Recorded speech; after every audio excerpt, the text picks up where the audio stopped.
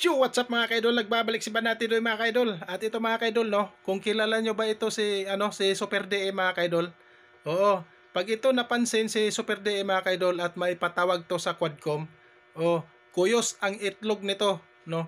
Oo, wala namang itlog to pero kuyos to ang itlog nito. Sa lamig doon sa Quadcom or di sa Tricom mga kaidol. Ito pag matawag to si Super DM at pilipit din ang dila nito. Kung mapaitawag to sa Quadcom, sa Tricom, baka yung pilipit niya na dila, baka hindi na makasalita doon, no? Kung mapansin ito, hindi lang ito napansin Ito si Super DM mga kaidol, supporters po ito dati ni BBM mga kaidol, no?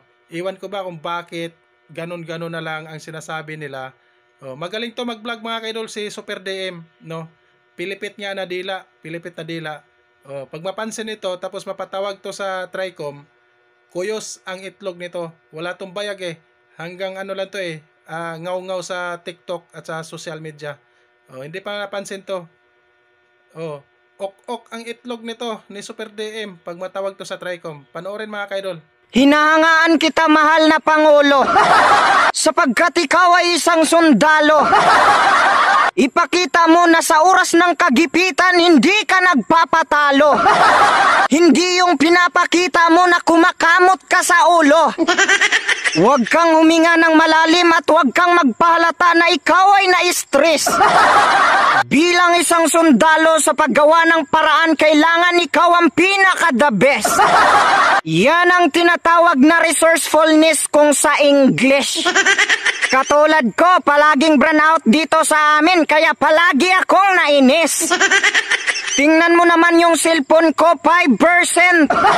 Pero kahit malapit na mag-shutdown, gumawa pa rin ako ng paraan para makapag-present.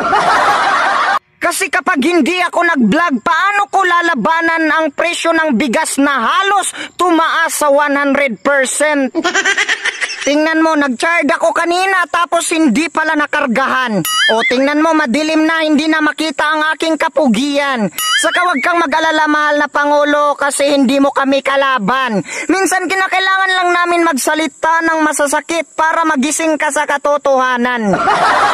Masasakit na salita isasabihin kung ang kapalit nito ay katarungan. Sapagkat mahirap mamuhay ng mapayapa pero walang kalayaan. Sa panahon pa ni Apolinario Mabini, ang Kongreso talaga ang may kataksilan. Bakit ganyan ang Kongreso? Parang wala sa katinuan. Sa panahon pa ni General Luna, sila na ang palaging kontra sa kabutihan. Paano mababago ang ating bayan kung ang mga sarili natin ang kalaban? Tingnan nyo nga naman, sinabi lang ni Gomez na ang naidudulot sa war on drugs ay kapayapaan. Nagagalit ang mga buhaya kaya siya ay kinakasuhan. Si Duterte na nga lang ang may malasakit sa bayan, tapos siya pa ngayon ang pagtutulungan. Kung ganyan pala ang Kongreso natin, sino pa ang magnanais na ipagtanggol ang inang bayan? Hayaan na lang ba natin na maging alipin tayo sa droga na kung saan ito ay negosyo ng mga dayuhan? Hindi tayo magtatagumpay kapag ang mata ay hindi bubuksan. Meron ngang nakadilat ang mata subalit nagbulag-bulagan.